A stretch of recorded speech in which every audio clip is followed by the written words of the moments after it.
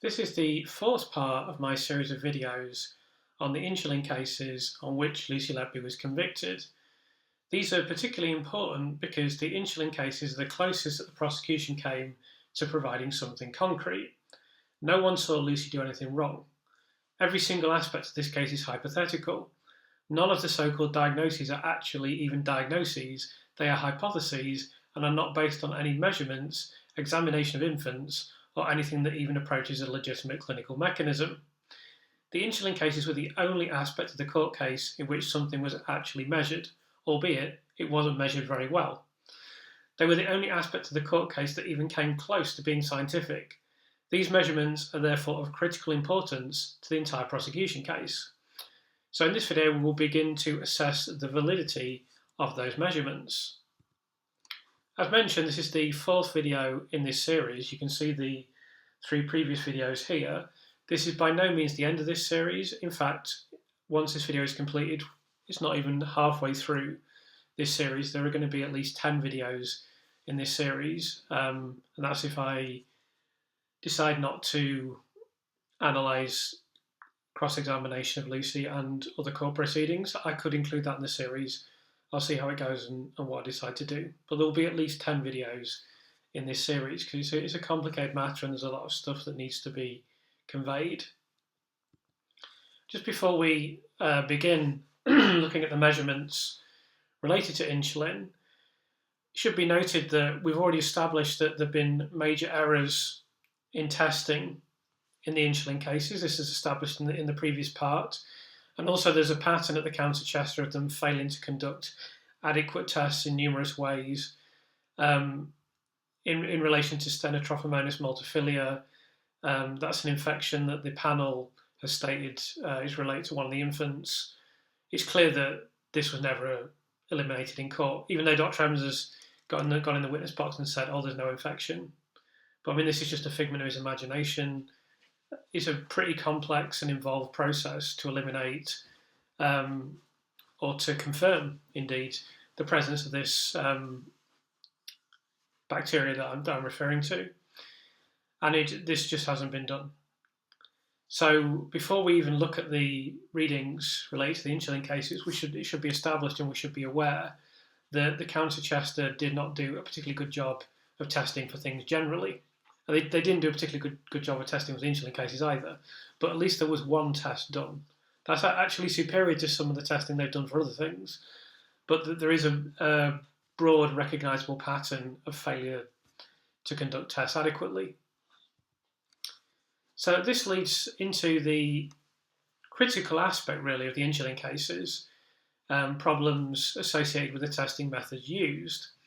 The first thing to note before we even go into that is that the anonymised consultant, Dr. ZA, fairly ridiculous name, indicated that the results that they managed to record at the County Chester were not particularly rare in neonates, as he states here. So I've highlighted that part of his comment from the thermal inquiry, and then he goes on to say here, it's something we saw not infrequently in neonates that would have slightly unexpected readings, and we would repeat them and they'd be okay. This is something that I've been told by doctors as well, that when you get unusual readings, you usually just repeat the tests and then you get a completely different reading and everything is fine after that.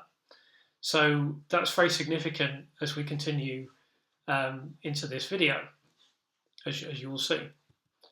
Writing in Private Eye, Dr. Philip Hammond observed that due to oversights from the very people who most suspected Lucy Letby, definitive forensic testing for insulin poisoning was never done and cannot now be done.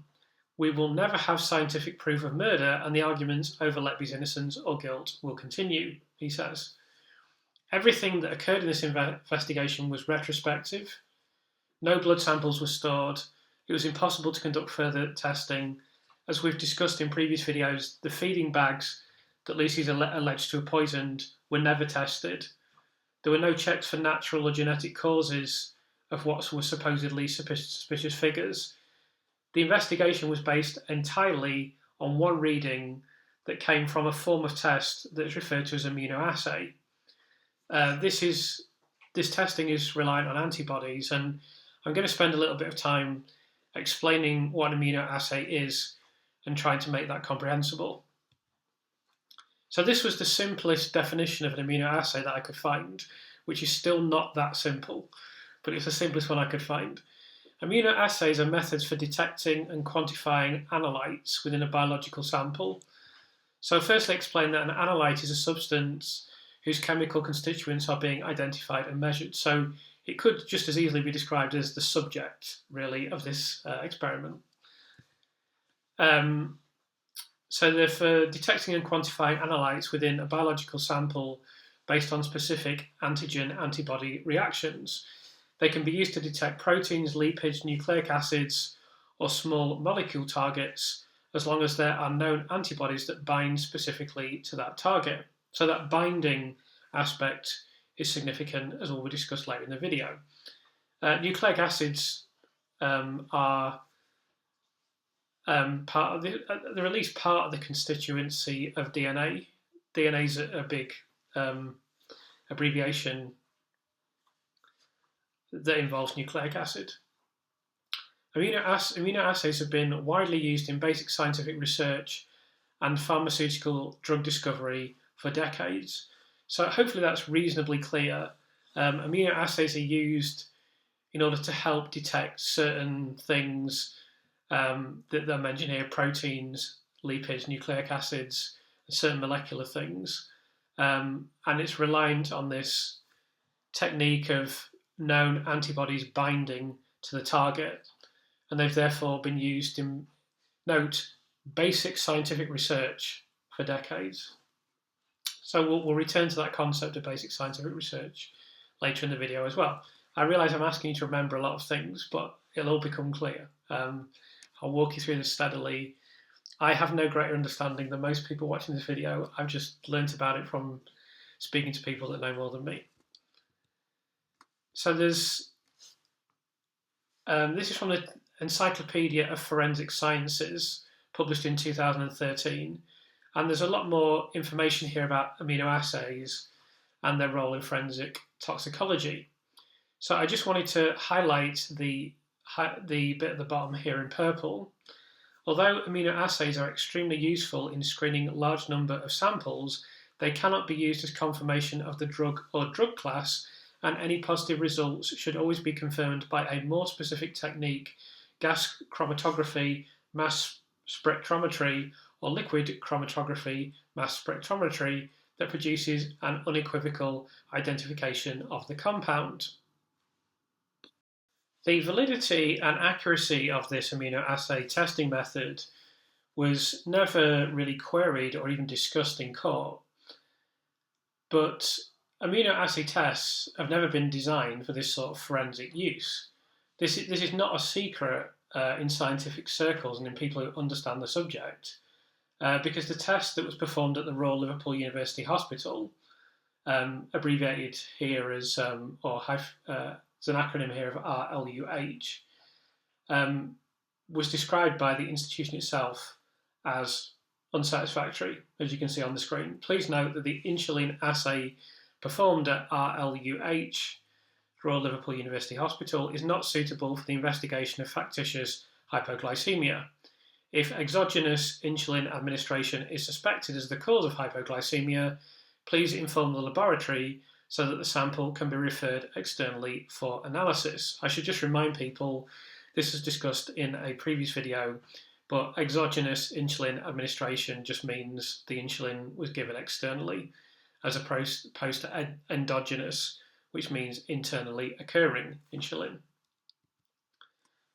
So I've discussed the immunoassay test with several people who know a lot about these things, microbiologists and other scientists, and it's kind of described as a quick and dirty technique that would be used in clinical practice.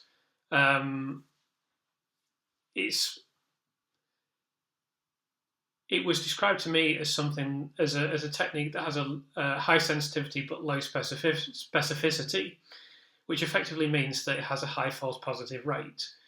It's not something that you would use for forensic testing, which is why there's a warning stating that you don't do that. I'm going to discuss COVID testing later in this video, but a COVID test, probably everyone watching this video has had one back in a few years ago. That would be another example of a similar test that just gives you a kind of indication, but it's not up to forensic levels of accuracy. So this is why there's this note on the screen here about guidelines for levels of evidence required in insulin poisoning cases were ignored. It was also explained to me that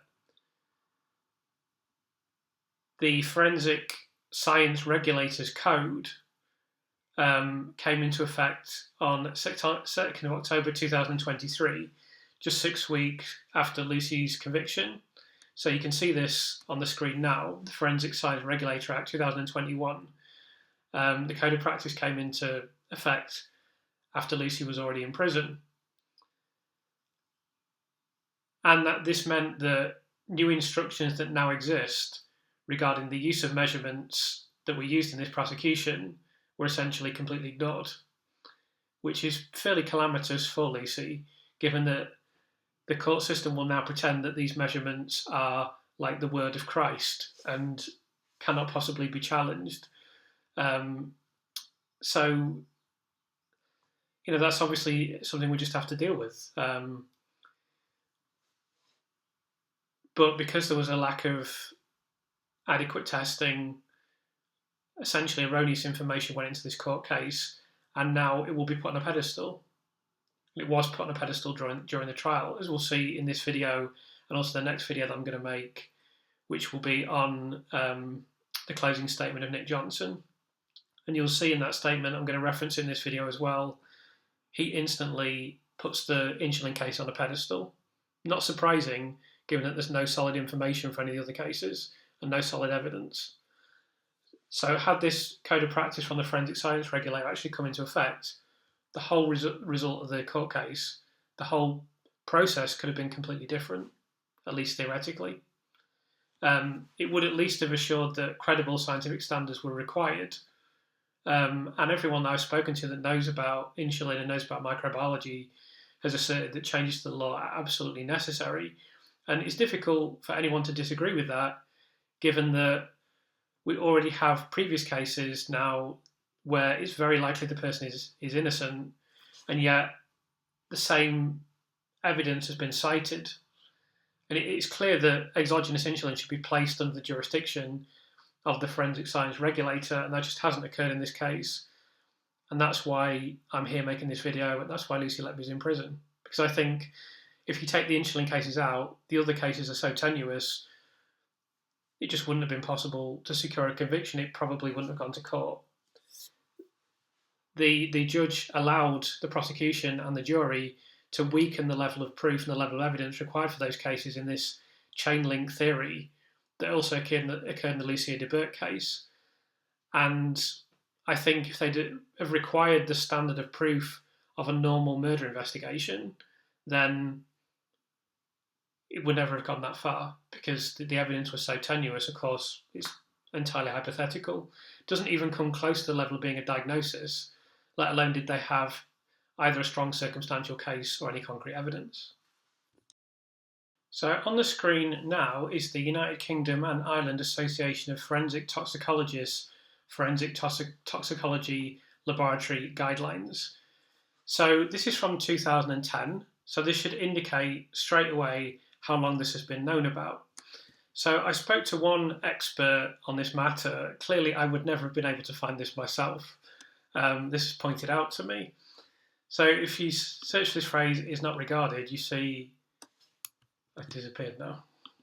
There we go. Use of a second immunoassay system, e.g. RIA, to confirm another immunoassay, e.g. FPIA, is not regarded as acceptable even if it is a more specific assay. So this is just one statement in these guidelines that indicate that even two assays should not be considered acceptable. In the case of Lucy Letby, there was just one immunoassay recording done and then nothing else. And this document, this is the regulations, the guidelines, laboratory guidelines, no less, of the United Kingdom and Ireland Association of Forensic Toxicologists. Now, I'm not going to go through this entire document and point out all the statements related to immunoassays and all the things that should have been taken into consideration. That statement is enough in itself, but you could find this document yourself and look through it. It's a very lengthy. There's a lot of stuff in here, but I mean, when I spoke to this expert and sat with him, he pointed out several things to me about this document, and that should have been taken into consideration. It should have been taken into consideration in the court case. The measurement that was used in court simply should never have been in a court case. It's as simple as that. But this is just the beginning. Just on that basis alone, that should be crystal clear. But as we continue through this video, it will become very clear that one solitary immunoassay reading and test should not have been considered even close to being adequate to put Lucy Letby away. So what this expert also explained to me with some exasperation was that this has all been known about for a long time, 20 years at least. The weaknesses and problems associated with immunoassays are firmly established. It's not a secret. One of the issues that we're going to go into is cross-reactivity, and this is discussed here in this scientific study by Tate and Ward. I'll just read this out. Substances that alter the measurable concentration of the analyte, I think we've established what analyte is, or alter antibody binding. That's absolutely critical because this technique relies on antibody binding. That's how it understands the concentration of things, whether or not something's present, etc., etc. Can potentially result in immunoassay interference. Interfering endogenous substances that are natural polyreactive antibodies or autoantibodies or human anti-animal antibodies, together with other unsuspected binding proteins that are unique to the individual, can interfere with the reaction between analyte and reagent antibodies in immunoassay. So I think most of that is fairly clear. We mentioned the term endogenous, meaning internal. I don't entirely know what a polyreactive antibody is. I'm not going to look it up, but I think we know what antibodies are. And it's essentially naturally occurring antibodies can interrupt and interfere with the result of this test because it's related on this binding mechanism. As will be explained later, it's not a direct measurement of the substance. Lipemia cross-reactivity and exogenous interferences due to pre-analytical variation matrix and equipment reaction also affect immunoassay. Interfering substances may lead to falsely elevated or falsely low analyte concentration in one or more assay systems, depending on the site of the interference and the reaction, and possible result in discordant results for other analytes. So that's just an indication of how these results can be impacted in a way to give false positives and occasionally false negatives. It's more usual for this type of test that you get false positives, but you can get false negatives. Laboratories should put processes in place to detect, test and report suspected interferences. It is equally important that physicians communicate any clinical suspicion of discordance between the clinical and the laboratory data to the laboratory. The detection of interference may require the use of an alternate assay or additional measurements before and after treatment with additional blocking reagent or following dilution of the sample in non-immune serum. It is imperative that laboratories inform physicians of the follow-up procedure and report on the presence of any interference. The establishment of ongoing laboratory physician contact is essential to the continuing awareness of wrong patient results due to interference. So in a later episode of this series, we'll see that this absolutely did not happen and that representatives from the laboratory in Liverpool gave some very strange answers and statements when speaking in court. This is another paper, very recent one from 2023, but I've shown some earlier ones just so that it's clear that this isn't something that people have just discovered in the last year. This has been known about and discussed in court cases and been understood for decades. But this is a 2023 piece of work published in Advances in Clinical Chemistry, written by Sacha Ullion. Immunoassays are often faulted for a phenomenon called cross-reactivity. Cross-reactivity occurs when the antibody binds to a molecule that is not the target substrate, resulting in a positive signal. Cross-reactivity is an attribute of the antibody used in the immunoassay and is therefore assay and brand specific. Historically, cross-reactivity has been considered a negative attribute in an immunoassay because it can lead to false positive results. And then it goes on to give an example, but essentially it's outlining the same information as the previous study. It says here in this later sentence, false positives are harmful because they delay appropriate care. In the case of drugs of abuse, I don't know if that's, that makes sense. In the case of drugs of abuse, the non-medical consequences can be severe, including loss of child custody or housing, or being sent to prison, of course. So that's another study that indicates this cross-reactivity, indicates inaccuracies in the immunoassay, indicates that there needs to be processes in place, there need to be backups, there needs to be further testing done. So this is quite a well-known paper authored by several scientists in insulin immunoassay interference due to human anti-mouse antibodies in a patient with ketotic hypoglycemia. So this is quite complex, but essentially there was an 18-month-old girl, a young infant, who presented with hypoglycemia and was found on diagnostic fasting evaluation to have the triad of hypoglycemia, inappropriate high insulin level, and low C-peptide levels. We're going to discuss C-peptide in the next video, but that was the defining signature of the assertion made in court, that this child both of these children had inappropriately high insulin levels and low C-peptide levels. But when this was further investigated in this case, it became clear that there was this condition that was causing cross-reactivity. So this is another paper talking about the limitations of immunoassays for screening of drugs of abuse in urine, and that there are issues of false positive and false negative results published in the accurate results in the clinical laboratory in 2019, so predating Lucy's court case again. Just says here, urine drugs of abuse testing as screening by immunoassay is routinely used for clinical and forensic applications. Although immunoassay screens can provide a fast result for many common drugs of abuse, these tests suffer from false negatives and false positives. Mass spectrometry analysis is required to definitively identify and confirm drugs of abuse, but this testing takes longer to perform and may not be readily available. Therefore, immunoassay drug screen interpretation remains an important skill. And then this chapter in the book goes on to discuss issues of immunoassay drug screen interpretation, including understanding of what drugs are actually detected by each test, etc. So the key points here are, firstly, that interpretation that's just been mentioned. So that is a key skill in the laboratory. In a later video, we're going to assess the quality of drug screening in this laboratory in Liverpool. The second thing is what is mentioned in the second passage, the second sentence, that mass spectrometry analysis is required to definitively identify these substances, such as insulin, but this testing takes longer and it costs more, which is why you have these cheap, quick, dirty tests that take place, such as the immunoassay test, such as the COVID test. I'm sure that there was a better alternative to COVID testing. I don't know exactly what that would be, but I'm sure there's a more accurate form of forensic laboratory testing that could have confirmed far more accurately whether or not people had COVID.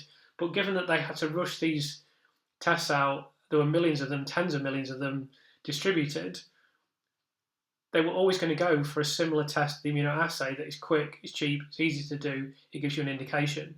And that's absolutely fine in a hospital and laboratory setting, and there's no problem with that at all. But when you're dealing with something as complex as this and as important as this, there has to be follow-up testing. Of course, we'll get into why there wasn't follow-up testing. We'll get into some of the issues related to this as this video continues. But it's very important to understand that this mass spectrometry should have taken place. This should never have been put in a court case as a legitimate reading that proves exogenous insulin was definitely administered, because it doesn't prove that. Finally, in this section, as we've established in previous videos, sepsis, a very serious condition for young infants, was endemic on this unit. And it's also known that there can be cross-reactivity with sepsis and immunoassay tests. This is stated here where there's a potential issue where substances present in sepsis may interfere with insulin immunoassays, leading to false readings due to cross-reactivity. And then there's some information about sepsis. The body is in a hyperinflammatory state, often with high levels of cytokines, acute phase proteins, or exogenous substances, e.g. antibiotics, IV fluids. Release of insulin-like molecules or proinsulin may interfere with immunoassays, altered immune complexes or antibodies that bind non-specifically. Clinical information in patients with sepsis is false hyperinsulinemia or hypoinsulinemia may be observed. This can mislead clinicians, especially in critical care, or when evaluating for insulinoma, hyperglycemia, or insulin resistance. Solutions considerations use mass spectrometry-based assays for more specific insulin measurements. Evaluate C-peptide alongside insulin to assess endogenous secretion accurately. Be aware of interference alerts published by assay manufacturers. And then it goes on to discuss that cross-reactivity in insulin immunoassays can be a significant issue and provides some academic papers. The first one of these we've just studied previously is the anti-mouse antibodies. Then there's cross-reactivity of human insulin and insulin analogues in human insulin immunoassay complicates case of medical child abuse. So this could be a very serious issue due to cross-reactivity creating false results, and someone believed there'd been medical child abuse when there hadn't. Commercial insulin immunoassays failed to detect commonly prescribed insulin analogues. Cross-reactivity of insulin immunoassays is important for insulin analogue detection in factitious hypoglycemia. These studies underscore the importance of being aware of potential assay interference and cross-reactivities when interpreting insulin levels in infants with sepsis. Utilising alternative testing methods such as mass spectrometry and considering the clinical context are crucial for accurate diagnosis. So when I've spoken with microbiologists and insulin experts, they have told me that a positive from an immunoassay is treated as a presumptive positive. So you can see the definition of that now, but I'll read it out. Relates to a positive test for a disease or medical condition that was done in a local laboratory, but whose results have not been officially confirmed by a public health agency or organisation. An individual whose test result is presumptive positive is treated as a confirmed case as a precaution. So it's more really the second definition of or relating to a preliminary test indicating the presence of a substance or pathogen, but which requires confirmation by more rigorous laboratory analysis. For example, a positive drug test in the workplace is usually only presumptive positive and requires confirmation by a laboratory before any disciplinary action. I'm going to talk more about drug testing later on. So you've heard this term mass spectrometry. One particularly highly regarded form of that is liquid chromatography mass spectrometry. This is an analytical chemistry technique that combines the physical separation capabilities of liquid chromatography with the mass analysis capabilities of mass spectrometry. Coupled chromatography, MS systems are popular in chemical analysis because the individual capabilities of each technique are enhanced synergistically. While liquid chromatography separates mixtures with multiple components, mass spectrometry provides spectral information that may help to identify each separated component. Mass spectrometry is not only sensitive, but provides selective detection. I've obviously cut off that last sentence, I'll read that out. So there's a bit more information here. Liquid chromatography is a technique widely used to separate compounds from a sample prior to analysis and is frequently coupled to mass spectrometry. With LC, separation of the sample components is based on the interaction of the compounds with the mobile and stationary phases, and the degree of compound separation is related to each compound's affinity for the mobile phase. Following chromatographic separations, compounds elute off of the column, desolvated into the gas phase and ionized at an ionization source, and are then introduced into the mass spectrometer for mass analysis. Now, obviously, that's very technical, but it essentially gives some information regarding how this technique works, and that it's essentially stronger at identifying individual compounds or individual components of a substance due to its specific qualities. So this is a document from St Michael's Hospital, and I'm going to go over this with you in a little bit of depth, just to demonstrate why mass spectrometry is favoured. So this is immediately why immunoassays are commonly used, because the turnaround time is under an hour. So again, you can see the parallels with a COVID test. It's a very quick test. You get a result quickly. With mass spectrometry, the turnaround time is up to 3 days. With immunoassays, you have limited sensitivity and specificity. With mass spectrometry, you have optimal sensitivity and specificity. You have higher detection limits with immunoassay, but this is why it can more readily trigger false positives. That's not necessarily an advantage in this field. Arguably, it's a disadvantage, whereas mass spectrometry has lower detection limits, which result in less false positives. And it says here literally exactly what experts have told me. Immunoassay drug screens are considered presumptive tests. LC-MS/MS broad spectrum urine drug screen is considered definitive testing. And that's why mass spectrometry should have been used in the Lucy Letby case, and that's why the insulin results are dubious. In fact, as we've established in previous videos, as we'll discuss again in the future, it wasn't flagged as being a serious issue. That's why there was no follow-up test, because these kind of things happen all the time. Both of the infants recovered from what was considered to be a worrying condition, and everything was absolutely fine. So there was no reason to do any follow-up tests, so they didn't do any follow-up tests. So they had this quick and easy presumptive test that they use just to say, oh, let's just look at a few things briefly, and we can do more testing after that. And then they just never followed it up. But the difference is in court, this was treated as definitive testing, which it is not. And then later in this document, you see this bit where there's a question. My patient had a positive immunoassay screen for benzodiazepines, but was negative on the LC-MS/MS broad spectrum urine drug screen. No benzos were reported. Which result should I trust? Trust the LC-MS/MS broad spectrum urine drug screen. Immunoassays can only identify drug class and can potentially cross-react with off-target substances to produce false positive or false negative results. LC-MS/MSS tests can identify specific drugs and metabolites, are more sensitive and less prone to false positives or false negative results. So again, emphasising why the immunoassay test should not have stood alone and been included in the court case. So there's a few academic papers here comparing immunoassays and mass spectrometry. And this first one indicates why immunoassays tend to be used more widely. So in the final paragraph, it's stated both methods have advantages and disadvantages in clinical lab testing applications. MS methods generally provide exquisite analytical specificity and can be rapidly developed and modified while employing low-cost consumables. However, MS methods are not easily integrated into core laboratory automation, require personnel with specialised training, and due to batch processing, tend to have longer turnaround times. In contrast, immunoassays tend to be more easily automated and require less training, but are more susceptible to interference.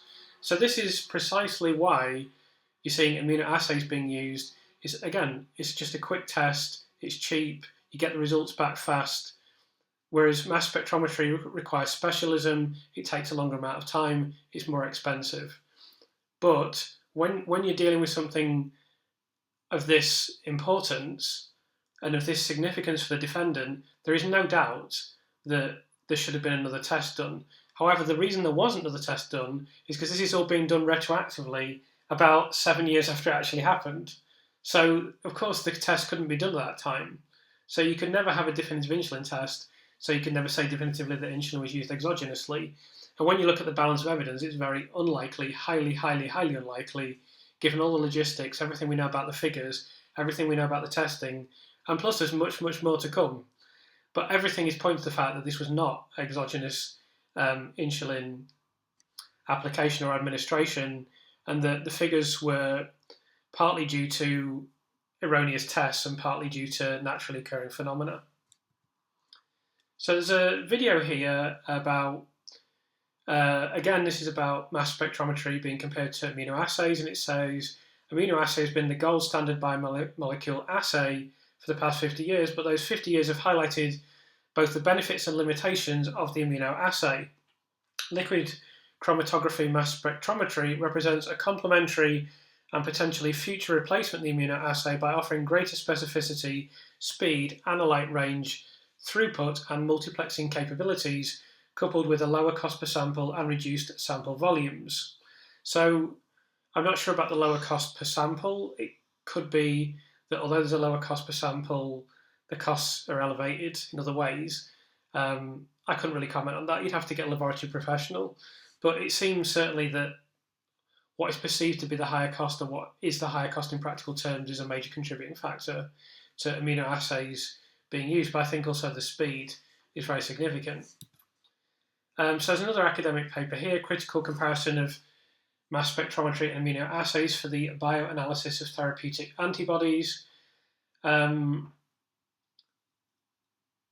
And here it says again, the reference is the immunoassay, the accuracy of which may be compromised by interference by endogenous components. Here we report the inherent analytical problems posed by immunoassays and propose an alternative based on liquid chromatography mass spectrometry that should be readily applicable to the analysis of therapeutic antibodies in biological fluids. We review problems linked to assay sensitivity, the choice of the assay format, including either immunodetection or mass spectrometry, and strategies in the assessment of bound versus free forms. So again, this is all just indicating that immunoassays are flawed.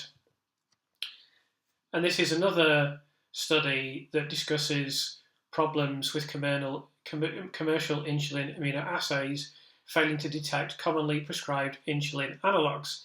So essentially this would be a false negative instead of a false positive, but it's advocating again that mass spectrometry should always be used because it's far more sensitive to the detection of insulin and therapeutic analogues, and you're just far less likely to get incorrect results. And here's another paper comparing mass spectrometry and immunoassays. Mass spectrometry or immunoassay est modus in rebus.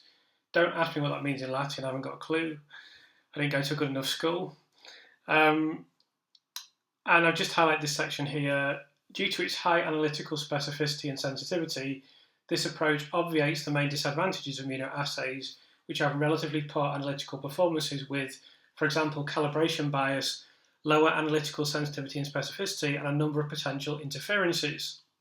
Immunoassays suffer from cross-reactivity with endogenous or exogenous related forms of the measurand, leading to false positives or false negatives on the basis of the assay design. Excuse me. Just go down to the conclusion as well. And here it just advocates the papers published in the present issue of the journal highlight the increasingly important role played by liquid chromatography mass spectrometry in laboratory medicine. And it's just advocating for this to be more widely used. Finally, I just want to show you this Reddit post that's posted on the medical laboratory professionals Reddit page. And it's just talking about mass spectrometry again and about how it's taken over in microbiology generally to identify bacteria. It leads to more accurate identification, faster turnaround times. It could be used on direct cultures like blood culture and fluid samples in blood culture. So that's a pretty strong indication across those documents of the weaknesses of immunoassays, why they shouldn't be used in this type of scenario, why they should be backed up by another test, why that should be mass spectrometry, and why mass spectrometry is far more effective. So I've been told that if there are, this has been mentioned actually in the documents that we've looked at, but if there are cases involving drug abuse, then there'll be a backup sample used, and the backup sample will usually be one of forensic quality. For example, the world's number one tennis player, I think Yannick Sinner is still the world's number one tennis player, although he lost the French Open final. he was banned for 3 months for a positive drugs test. I'm going to assess this in more depth in due course. But he is not going to accept one test, because he can get lawyers and he can just hammer RADA or whoever it is does the drug testing. So they have to have a very solid case that someone has doped, or that there's, I'm not saying sin of doubt, that generally it's thought his sample was, so this shows you another problem, but I think generally it's thought his sample was contaminated. I haven't followed it that closely, but if you're going to ban someone, you need, you can't just say, oh, we did this little test and then we sent it away and this, and it's like a quality of a COVID test, because the lawyers will just absolutely hammer you. Unfortunately, Lucy Letby didn't have lawyers of that calibre, it would seem. So this acceptance at face value of positive immunoassay results without any secondary testing is ridiculous. Of course, there couldn't be a prosecution case without it, as I mentioned, because I don't think there was enough in the other cases to take it to court. They had to have the insulin cases, but the jury and the court just never heard how flawed the insulin testing was, how flawed the immunoassay is, and how flawed the conclusions that were associated with it has been. And unfortunately, because, as we've discussed and we'll discuss again, Lucy was told definitively 100% there has been an injection of insulin. She really had no choice other than to accept that. What choice did she have? The fact that this featured significantly in the court case as some form of evidence, and people still talk about it today, just shows you how farcical the criminal justice system can be at times. So I'm going to go over some media quotations from Alan Wayne Jones, who's a forensic toxicologist who's now involved in the defence of Lucy Letby. So here in the original New Yorker article, he talks about the immunoassay and the testing done at the Royal Liverpool Laboratories being not sufficient for use as evidence in a criminal prosecution. Insulin is not an easy substance to analyse, and you would need to analyse this at a forensic laboratory where the routines are more stringent regarding chain of custody using modern forensic technology. But the Countess never ordered a second test because the child had already recovered. Elsewhere, Professor Wayne Jones comments here that the analysis of insulin was done by an immunoassay method, and I don't think that is sufficient for use in a criminal prosecution. You need more robust methods of analysis to charge someone with administering insulin with malicious intent. People shouldn't accept that kind of flimsy analytical result. You really need to verify by more robust methods the result for use in a criminal prosecution.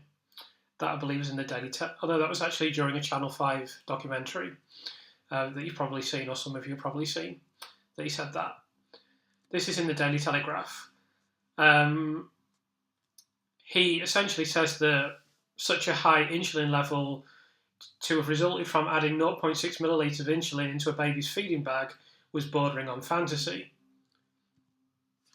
And then he goes on to say that if the reliability of the immunoassays had been challenged during the trial, it would have been more difficult for the jury to reach a guilty verdict, not just on the poisonings, but on any of the counts. So in the first part of this series, we discussed the case of Colin Norris, and this is a quotation from Professor Matthew Johll on that case. He says, "I think it's unconscionable to put a person on trial for murder with a presumptive test," referring to immunoassays. One little sample partially analysed, that's really where we're sitting at. With no supporting evidence, no injection marks, no sign of insulin depot, there's no witnesses, no empty syringe, there's no empty vial, there's nothing else connecting him to this case. And then he goes on to mention that he uses professional experiences from these cases to incorporate into his classes where he teaches students. And we're seeing this repeated all over again now in the Lucy Letby case. And if this isn't corrected, and if proper forensic science doesn't get into court cases, it can just happen all over again. As I mentioned in a previous video, this nurse that's on remand, well, not on remand, has been interviewed by police in Birmingham. I think it's extremely likely that involves insulin. It may not, it may involve a different substance, but it's supposed to be a poisoning, I believe. And as I said, they won't have concrete evidence. If they had concrete evidence, they would have charged it. It would be the usual thing. Some figures came up, we didn't like the figures. Oh, look, this nurse was around a lot of the time. It'll be exactly the same as these other cases. And if this isn't corrected, there'll be further prosecutions, no doubt. So I want to talk a little bit about drug testing in sport. We've touched upon this already. And this is from the Wikipedia page on sports doping. And it says drug testing starts with a quick qualitative immunoassay. Listen, look at those words. It starts with a quick immunoassay. So immunoassays are used in sports anti-doping laboratories to test athletes' blood samples for prohibited recombinant human growth hormone. So probably the most famous case of sports doping, I guess Lance Armstrong will be up there now as well, but probably still the most famous is Ben Johnson in the 1988 Olympic Games, where he won the gold medal in the 100 metres. It's the blue ribbon event of the entire Olympics, and then he tested positive and he had his gold medal stripped and was disgraced, essentially. I'm not entirely certain what the testing parameters were at that time compared to today, but if Ben Johnson was tested positive today, he would have more rights and he would get more testing than Lucy Letby did.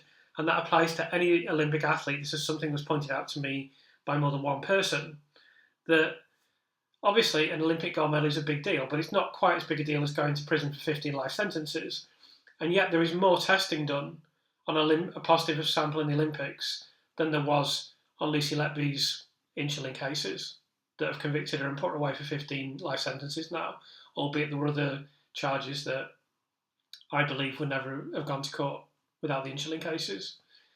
And that's quite embarrassing, really, for the criminal justice system, because it likes to hold itself up as the gold standard of justice, and it likes to put itself on a pedestal in terms of its processes. And, I'm sure everyone's heard the phrase, the British legal system's not perfect, but it's the best in the world, and all that kind of stuff. And yet, it's not as good as testing in the Olympics. They're allowing science into the courtroom to decide someone's freedom and liberty that is not as good as an Olympic athlete would get if they'd won something in the Olympics. So I'm going to look at a document now from ChatGPT related to doping in sport. I want to look at chain of custody and documentation. So it's the body's WADA, or WADA, not RADA. That's something to do with acting. Samples are labelled with unique codes, no names. So that's a very important point, because I've spoken to people who've questioned the chain of custody in this laboratory for the insulin case related to Lucy Letby. I haven't focused on that too much because it's quite a technical point and it's difficult for me to assess what the chain of custody was like. But it is a genuine issue and it's something to be aware of.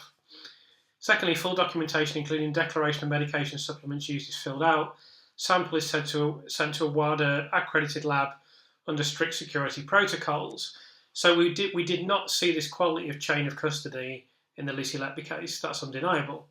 The next thing I want to highlight is results management. If B sample, so this is the B sample, the A sample is positive, that's the presumptive positive, then they have a B sample. If B sample confirms a violation, athlete is charged with an anti-doping rule violation. They are entitled to a hearing and can present evidence. Sanctions may include disqualification, suspension, or lifetime bans. If B sample is negative, the A sample result is dismissed. So not only do they get a second sample, but also you will see, and this has happened in previous doping cases related to sport, if there are two samples that test positive, the defence will still come in there questioning aspects of the test. They won't just say, you're right, my client's a drug cheat, there definitely was a positive test, this is undeniably correct, and there's, we're not going to even present any evidence about it, let's just pretend someone else on the unit did it.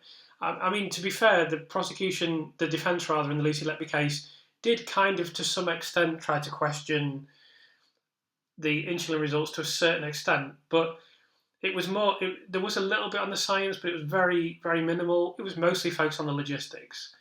And that's after one presumptive positive. Here in the Olympics, if Usain Bolt had ever tested positive twice, thankfully that never happened because basically every other 100-metre runner in history has tested positive. So at least there's one that hasn't. But if Usain Bolt had tested positive, just like others such as Tyson Gay tested positive, they would have put up a very robust defence. Now that defence may not be successful, But they wouldn't just say, oh, it's a fair cop, there's 2 samples, what's the punishment? They would put up a very strong defence, as is indicated would happen here. This just didn't happen in the Lucy Letby case. And it's based on 1 sample, and it's a weak form of testing, and it should be a presumptive positive, and they never tested the bags, and they threw everything away, etc. So, there's a chain of things, because the problem with the chain of custody, she wasn't on duty half the time, she couldn't really put things in the bag anyway, there's question marks where it's possible to even inject insulin into a bag, etc., etc., etc. So the other point is this continuous monitoring. So there's an athlete biological passport, so they're just continually tracking biological markers over time to detect the effects of doping, not just the presence of banned substances. These modules include hematological module, steroidal module, and endocrine module. So there is so much more effort going into detecting drug testing in sport, and also ensuring that athletes get a fair crack of the whip if they do test positive. So much more effort than in the Lucy Letby case. That what has gone into the Lucy Letby case, there's no wonder microbiologists are critical. There's no wonder that there's people coming out to say this is shoddy, this is laughable, this shouldn't happen in a courtroom, because look what they do in the Olympics. And all that matters here is, did you win a running race fairly or not? This is like someone in prison for 40, 50, 60, 70, however many years he lives for. And I think that's pretty disgraceful, frankly. So all of this really comes down to the difference between, and the lack of awareness regarding, the distinction between medical and forensic testing. You have a medical test such as a COVID test that gets the results back quickly so that you can make a diagnosis. It doesn't need to be 100% accurate, because you need the results quickly, because you need to decide what to do with the patient, and there are obviously logistical reasons as well why you do this. But as we know, for example, as is demonstrated here, approximately 12%, in this study here, they tested 1,000 people, and there were 12% false results with a COVID test. So I'm not saying it's that high for immunoassays, but there are numerous false positives and false negatives. That's known to be the case. You'd need to do a similar test, which is, of course, much harder to do. It was easier to do it with COVID-19 because of the widespread nature of the illness. So it made it much easier to do these kind of studies. But it's the same thing. This is a medical test rather than a forensic test. You could have done a forensic test for COVID-19, and there would have been much less, far smaller numbers, hardly any false positives, essentially, if any at all. So another expert whose words I want to highlight is Dr. Adel Ishmail. He's been a consultant in clinical biochemistry and endocrinology. He was the head of an NHS pathology lab for 25 years. And he has spoken to journalists and is now part of the defence for Lucy Letby. This comment was made in a conversation with journalist Anoop Curry. Of all the technologies we use in the lab for measurements, the one with the highest error rate is the immunoassay, and this is usually due to interference in an individual sample. There was no mention of this. And then he went on to say, 3 nurses have been accused rightly or wrongly of giving insulin with criminal intent on the basis of laboratory tests and so forth, which is not robust enough to justify that conclusion. If we continue along this way, then there could well be another nurse accused of the same problem in the future. And then during the BBC File on 4 documentary, Dr. Ishmael said that immunoassay testing is more prone to error than the rest of the laboratory tests we use in my research. If I have the slightest suspicion, I would do follow-up tests to confirm the integrity and the veracity of the measurement. That confirmatory test is absolutely vital. I wouldn't forward these results to the clinician, and definitely not in court, without verifying their veracity and integrity. I also spoke to another microbiologist. I can't give this precise quote or the identity of this person at this time, but I was told that firstly, the immunoassay doesn't directly measure insulin. It uses antibodies to bind to a substance, as I mentioned previously. And the correct test would be one that tells you explicitly the difference between synthetic insulin and endogenous insulin, which the immunoassay cannot do. this person outlined a whole list of false positive results that can occur because of the immunoassay. So that's all I can say about that at the moment. This is another study from 2015. This is from the actual year of the supposed insulin poisonings, and it discovered that the ability of insulin assays to detect exogenous insulin preparations was highly variable and ranged from 0% to 140% for a single exogenous insulin.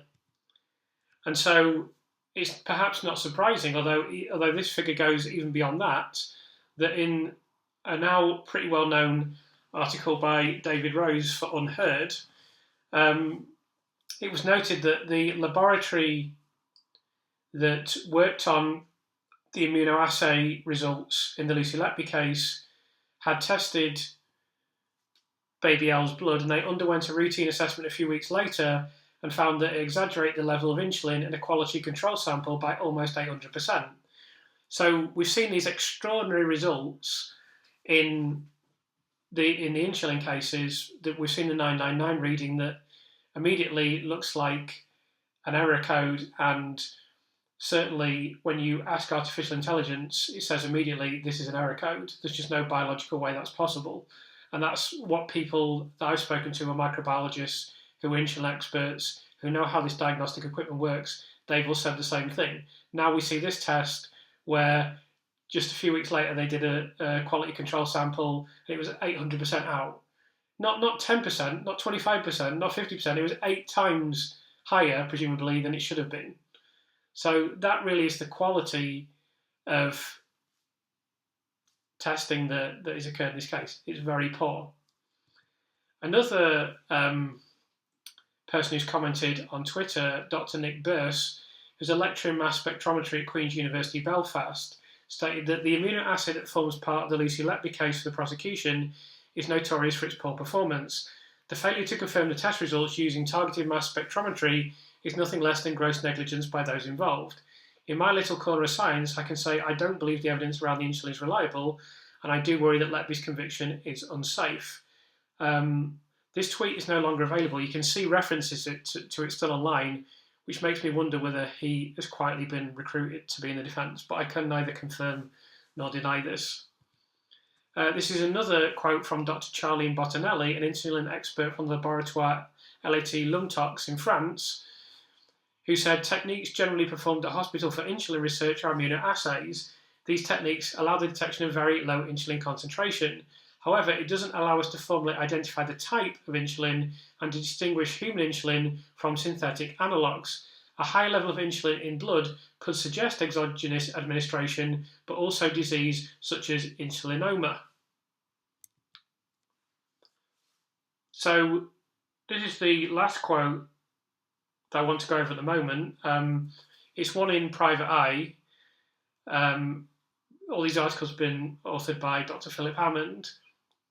And he spoke to another insulin expert and said the results are, in my view, conclusive.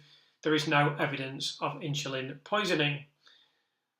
So that is all very clear, and this all points to poor testing that has produced erroneous results from what should have been flagged and would have probably been flagged if there'd been proper testing done as naturally occurring phenomena. So in the panel's report on Child F, they have stated the following. Child F had respiratory distress syndrome and hyperglycemia requiring insulin treatment, developing sepsis and hypoglycemia during the early hours of his existence. Now, I just want to reflect on this for a second from my limited knowledge of this topic, but hyperglycemia and hypoglycemia are literally inverse conditions. So one is high blood sugar and one is low blood sugar. So you can see in a very short period of time, this infant experienced these inverse conditions. And that's because neonates, their biology and anatomy is just completely different, even from another young infant. So their figures can, that's why you've had the doctors in the thorough inquiry, the consultants had, conceding that unusual readings for neonates are not unusual. These are tiny infants. the smallest, I believe the smallest infant in this case, but certainly one of the infants, and I don't think there would have been one smaller than this, weighed 500 grams, so half the size of a bag of sugar. So imagine how tiny this is, like the size of a frog. And just imagine how easily the figures can fluctuate simply because its internal systems are so small. It doesn't take much for it to go up or go down, just for really obvious. You don't need to be a medic to understand that. It's just simply a question of scale. And that's a very interesting aspect of this. And so that just shows you how easily these readings could change, and that the picture around an infant could rapidly fluctuate from one situation to another. The next point is that a panel of international experts convened by Dr. Shuley to study cases concluded that the hypoglycemia of child F began with sepsis and was prolonged because the infant's IV bag infiltrated for several hours. Child F suffered with prolonged hypoglycemia due to sepsis, prematurity, borderline intrauterine growth restriction, lack of intravenous glucose when the long line infiltrated for a prolonged period of several hours, and poor medical management of hypoglycemia. It is well known and established that child F was being treated for sepsis, and also that sepsis was endemic on the unit. Now, this is very significant because this was something that Dr. Philip Hammond discussed in conversation with John Sweeney. He said that abnormally high insulin results may partly have been due to the fact that one of the babies was septic. There's a lot of cross-reaction when you do this particular test, and it's possible that this artificially raised the results. So there's a study here talking about hyperglycemia, insulin, and insulin resistance in sepsis. So I'll read out the abstract for this study. Critically ill patients frequently have hyperglycemia. This event may reflect severe stress with an imbalance between anabolic hormones and catabolic hormones. Alternatively, it may reflect alterations in either insulin levels or insulin function. Insulin is a pleiotropic hormone with multiple important metabolic effects. In patients with sepsis, insulin levels are increased, but insulin sensitivity is decreased. However, there is variability in insulin sensitivity, and this creates variability in glucose levels and insulin requirements and increases the frequency of hypo and hyperglycemia. The factors that influence insulin sensitivity are complex and include inhibition of tyrosine kinase activity of the beta subunit and increased proteolytic activity resulting in loss of receptors from the plasma membrane and possibly the transfer of insulin receptors into the nucleus where they bind to gene promoters. Better understanding of the role of insulin in critically ill patients requires prospective studies measuring insulin levels in various patient groups and the development of a simple measure of insulin sensitivity. So there's some quite complicated stuff in there, but the point is that sepsis can influence the way that insulin is treated by the body and indeed insulin levels that occur endogenously. So you could conclude that there'd been an exogenous administration of insulin when in fact this is all occurring naturally due to reactions related to sepsis. Now, I need to point this out at some point during these videos, and this seems like an opportune moment. This was just one of countless areas in which the police did an absolutely lousy investigation. So in court, we heard a little bit of evidence from Arian Powell, where she skirted over the drug refrigerators and how the shift leader held the keys for those refrigerators pretty quickly, and was never really challenged on this, and the prosecution never really attempted to put forward any evidence, because seemingly the police hadn't done any investigation.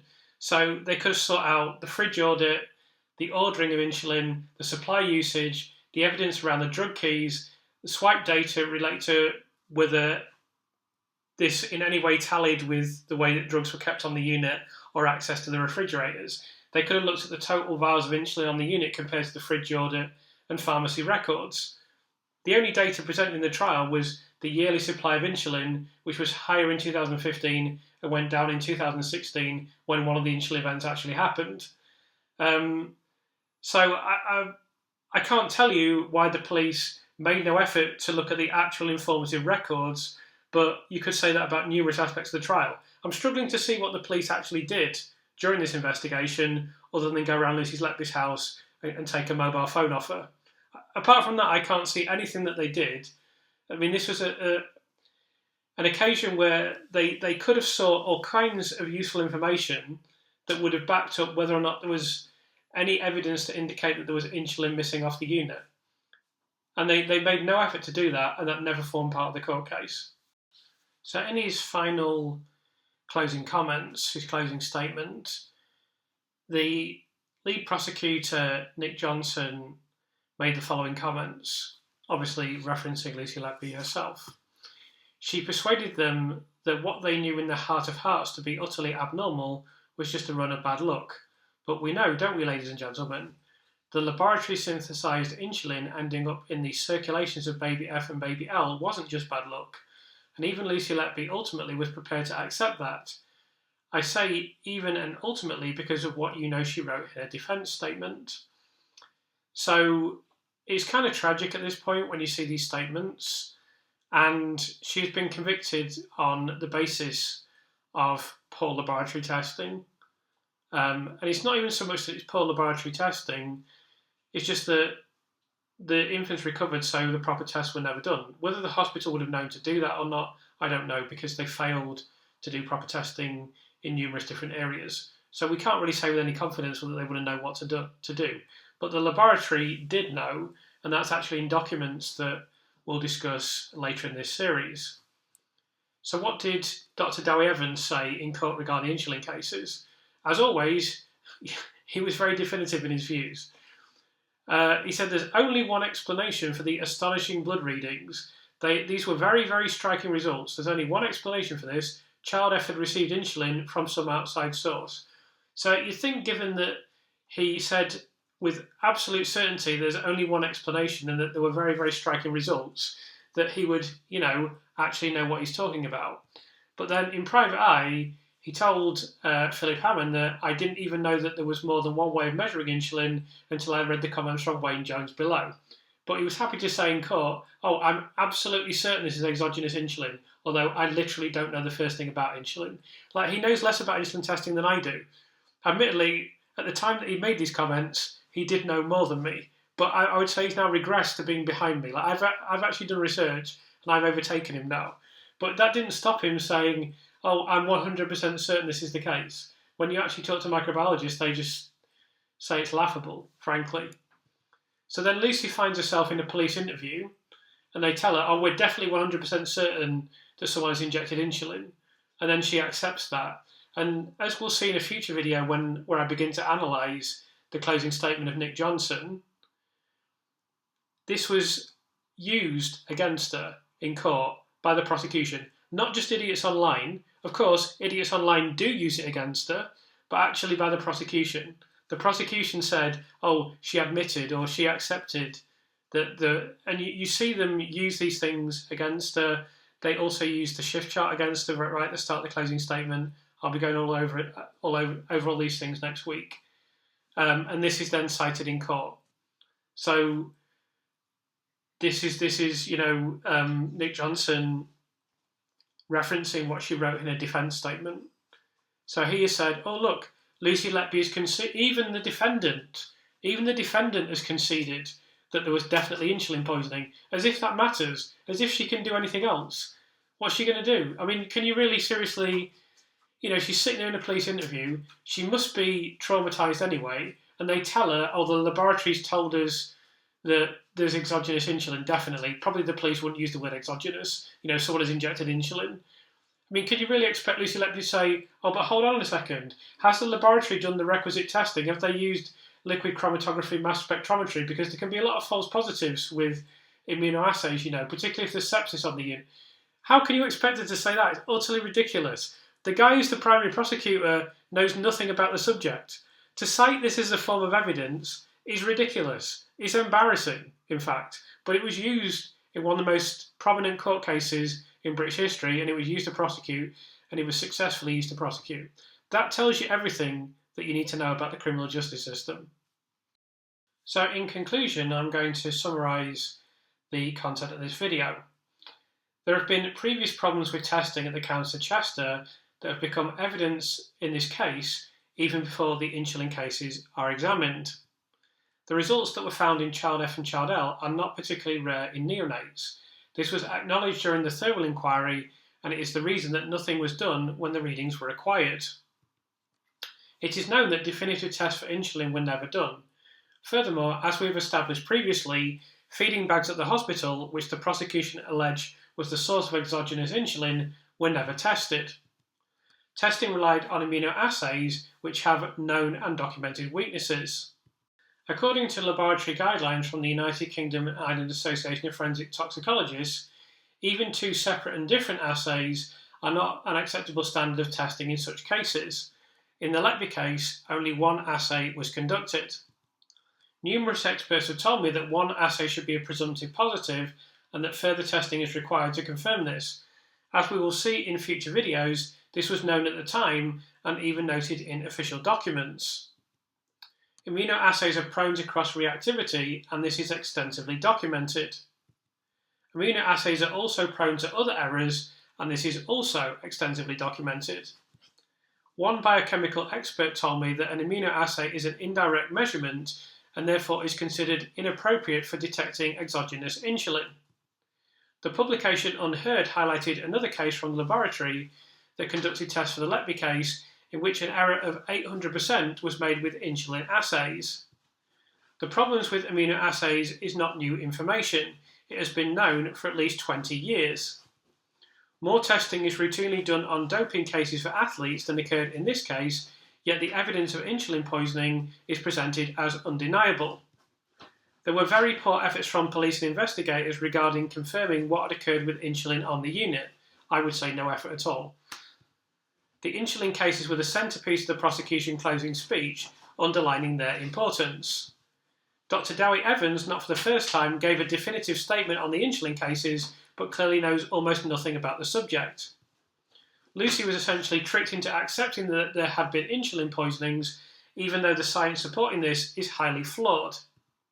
This supposed acceptance was used prominently in court, even though it was impossible for Lucy to do anything else.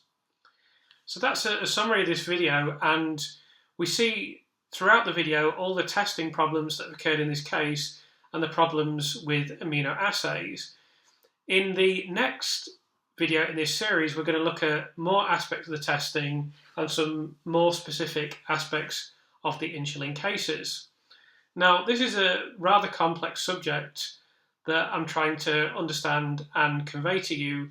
So if anyone spots any mistakes or anything that I've asserted that may be incorrect in this video, then I'd appreciate hearing about that. Beyond that, if you have any comments, queries or questions, please let me know. It's always nice to read all your comments, and I hope you enjoyed this video.